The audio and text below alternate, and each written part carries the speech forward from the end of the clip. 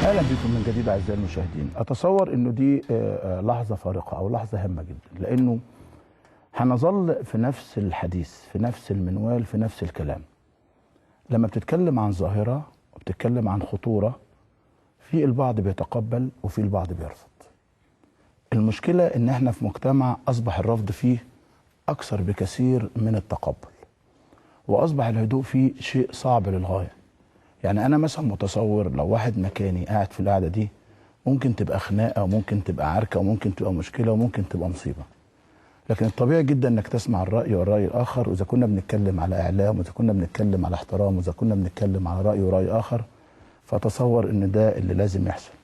وبالتالي هو الراجل قال لك هذه خيانة بالنسبة لي، وخيانة لزملائي، وخيانة للتحرير، وخيانة للمسبيرو، وخيانة لمحمد محمود، وخيانة للشيخ ريحان، وخيانة وخيانة وخيانة.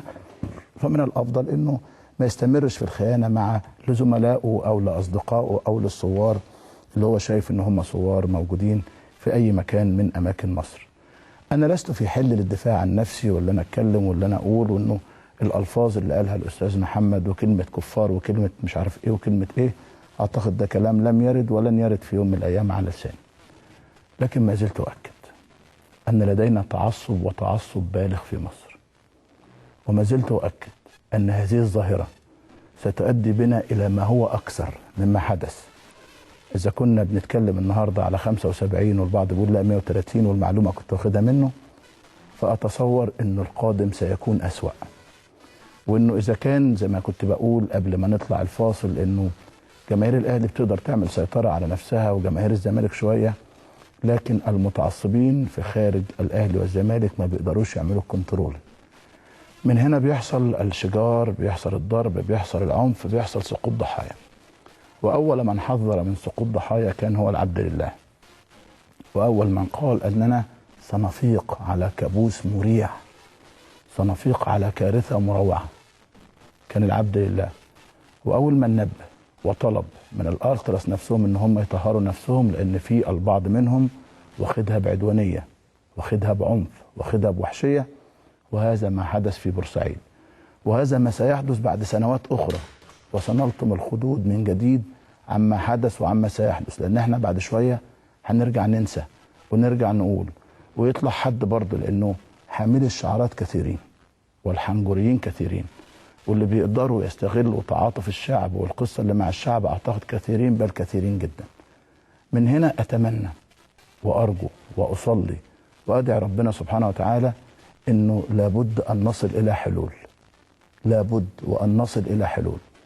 أتصور إن امبارح كنا قدام النادي الأهلي وكان معانا ما لا يقل عن 20 من أهالي الشهداء، وكانوا بيثمنوا ما نفعله وما نقدمه من إعلام هادئ وهادف ومحترم، يدعو إلى التشجيع وإلى الحماس بلا تعصب، يدعو إلى الحب وإلى الانتماء بلا تعصب، يدعو إلى الوقوف خلف النادي أو خلف المنتخب أو خلف الفريق بلا تعصب.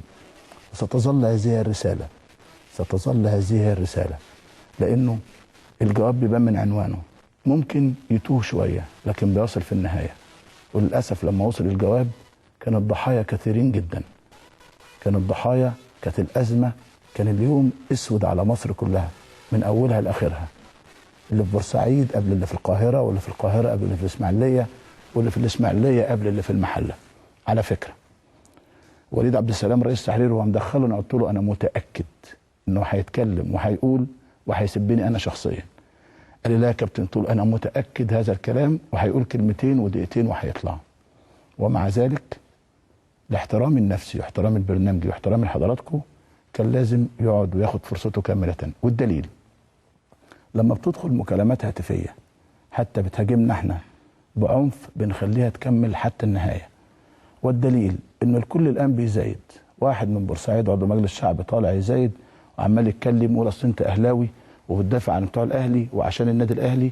واحد تاني على فكره محمد زملكاوي مش اهلاوي برضه طالع بيقول نفس الكلام.